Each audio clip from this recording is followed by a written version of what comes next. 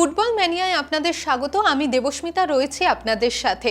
মঙ্গলবার premier division লিগে নামতে চলেছে মোহনবাগান মাঠে, আর তাদের বিরোধিতা করবে ভবানীপুর ক্লাব। মোহনবাগানের একদা সচিব সৃঞ্জয় বসুর ক্লাব ভবানীপুর।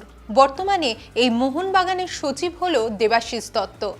তার মানে প্রাক্তন সচিব এবং বর্তমান সচিবের দ্বৈরথকে কেন্দ্র করে কিন্তু এক আলাদা মাত্রা আসতে চলেছে ব্যারাকপুর বিভূতিভূষণ স্টেডিয়ামে। বলছি বটে প্রাক্তন সচিব এবং বর্তমান সচিবের লড়াই, কিন্তু মোহনবাগানের আগে যখন সুপার জায়ান্টসের একটা শব্দ বসে যায় তখন কিন্তু চরিত্রের আমূল পরিবর্তন দেখা যায়। কর্পোরেটের তকমা যতই লাগুক না কেন মোহনবাগানের ওপরে আলটিমেট কিন্তু কর্তৃত্বে রয়েছে দেবাশিস দত্ত। তার কর্তৃত্ব দলের প্রতি কতটা তাই নিয়ে প্রশ্ন ওঠাটা স্বাভাবিক, কিন্তু দলের নাম যখন মোহনবাগান সেক্ষেত্রে সচিবের দায়িত্বই কিন্তু থেকেই যায়। আর অন্যদিকে যদি আমরা দেখতে যাই, সৃঞ্জয় বসু তিনি একটি সংবাদ মাধ্যমের প্রতিনিধিত্ব করছেন, আবার অন্যদিকে তার সম্পাদকও বটে।